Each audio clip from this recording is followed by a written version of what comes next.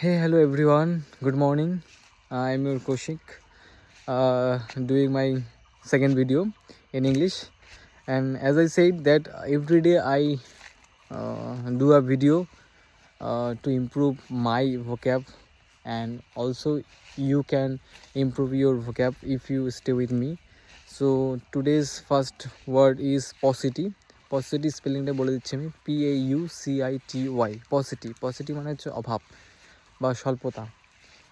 এটাকে যদি আমরা ইংলিশে বলতে চাই, একটা স্কুলে, একটা বিদ্যালয়ে শিক্ষকের অভাব দেখা যাচ্ছে, তো এটাকে আমরা ইউজ করতে পারি সেন্টেন্সে।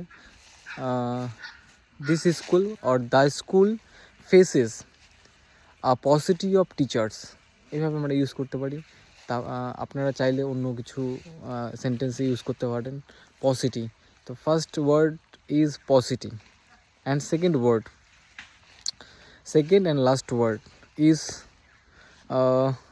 it is my dictionary, and every day I actually keep practicing. If I practice daily, keep practicing, then I can improve, and you also can improve.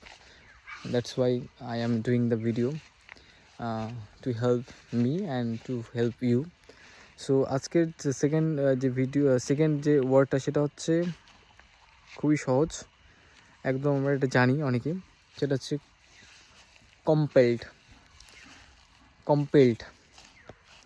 Compelled মিন হচ্ছে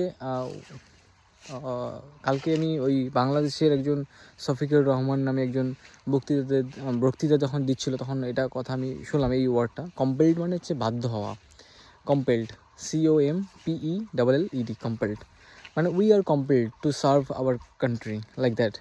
আমরা সবাই বাধ্য আমাদের ভারতবর্ষ বা আমাদের দেশকে সার্ভ করার জন্য, এইভাবে বলতে পারি। তো আজকে দুটো ওয়ার্ড শিখলাম, one is paucity and second one is compelled. And stay with me.